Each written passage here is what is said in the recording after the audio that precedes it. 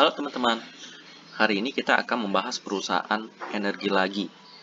Ya, ini adalah salah satu perusahaan milik negara yang bergerak di bidang gas terbesar di Indonesia. Ya, ini adalah perusahaan gas negara TBK dengan kode emiten PGAS atau Pegas. Kita tahu sendiri bahwa untuk komoditas energi, gas ini merupakan salah satu komoditas yang paling sering dipakai ya.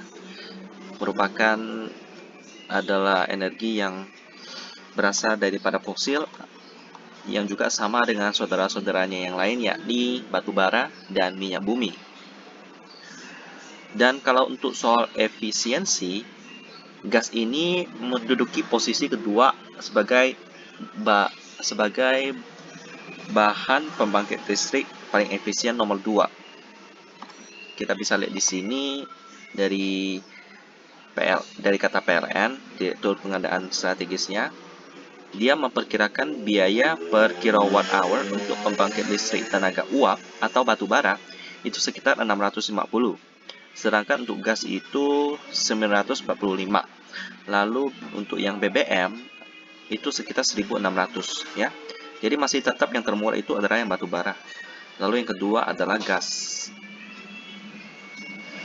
Jadi untuk prospek daripada PGN ini sendiri dapat dikatakan juga sama seperti batu bara ya teman-teman. Karena kegunaan daripada gas ini banyak sekali. Kita dapat di sini kalau untuk pembuatan gas untuk melebur kacanya, dibutuhkan gas juga. Ini untuk yang kaca, lalu ada yang karet, lalu yang ada keramik, lalu kertas, kimia, logam dasar, makanan, fabrikasi logam, tekstil, bahkan sampai pembangkit listrik ya. Kalau yang untuk pembangkit listrik itu kebanyakan memakai gas LNG teman-teman ya. Dan saya sudah membahas tentang LNG di video saya di pembahasan tentang GTSI. Teman-teman boleh dapat melihatnya di sini, nanti akan saya sertakan ya, tentang perusahaan yang bergerak di bidang logistik LNG. Ya. Jadi untuk prospek PGN ini sendiri tentu saja masih cerah teman-teman. Jadi patut kita untuk pantau tentang perusahaan yang bergerak di bidang energi yang merupakan kebutuhan daripada orang banyak. Ya.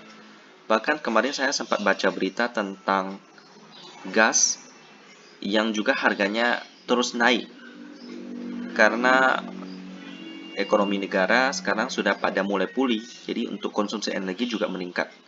Jadi gas ini yang merupakan energi juga akan banyak dibutuhkan, ya. Tentu saja untuk membuktikan tentang bisnisnya yang bagus, kita harus melihat laporan keuangannya. Kita akan lihat di RTI Bisnis. Bagi teman-teman yang ingin belajar tutorial tentang RTI Bisnis, boleh klik video saya yang ada di atas sini juga ya. Dan sekarang mari kita lihat di RTI Bisnis. Beginilah penampakan daripada fundamental Pegas.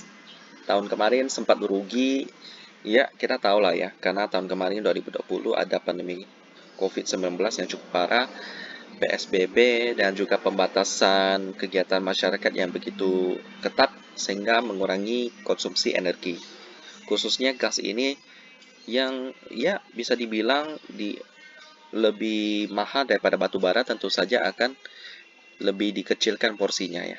Jadi akhirnya mereka merugi pada tahun kemarin, tetapi tahun ini akhirnya mereka bangkit kembali. Karena kebutuhan energi lagi memulih dan akhirnya gas ini juga terus dipakai. Pertama kita lihat fundamental di segi operatingnya ya. Bagus sekali, di sini kita bisa lihat operating profitnya lebih besar daripada net profit. Nice. Lalu di sini PER-nya juga bagus 7,94. Nice.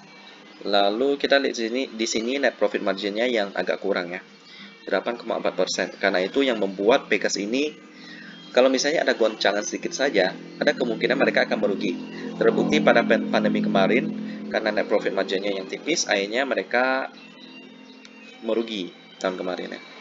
Karena kurang tebal, akhirnya karena kalau ada biaya produksi yang naik, mereka akan kewalahan untuk membukukan laba. Lalu di liquidity-nya itu cukup bagus teman-teman. Jadi cash ratio-nya itu 101%. Artinya mereka mampu untuk membayar hutang jangka pendeknya, ya. Dan juga bukan hanya itu teman-teman. Pegas ini bisa dibilang tidak pelit untuk membagikan dividen ya. Terbukti dari tahun 2016, 17, 18, 19, 20 mereka membagikan dividen terus. Kecuali ya, kalau mereka rugi, maka tentu saja mereka akan mengamankan kasnya untuk menunjang kelangsungan bisnis daripada Pegas ini ya. Jadi ya cukup masuk akal lah ya. Kita doakan supaya ke depan Pegas ini dapat terus membuka laba dan dapat terus membagikan dividen menjadi kebutuhan daripada kita sebagai investor. Jadi kalau ditanya apakah Pegas ini menarik untuk diinvestasikan, ya saya bilang ini menarik. Karena perusahaan ini bisa dibilang cukup bagus ya, bergerak di bidang gas yang merupakan kebutuhan daripada orang banyak. Tinggal cari timing yang tepat teman-teman. Karena net profit marginnya yang cukup tipis, kalau misalnya ada krisis ekonomi tentu saja akan terdampak ke Pegas ini. Ya.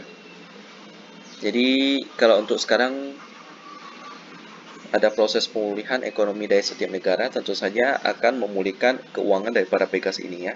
Jadi untuk sementara sambil menunggu proses pemulihan dapat kita pantau Pegas ini. Demikianlah pembahasan tentang Pegas dan kita ketemu lagi di video selanjutnya.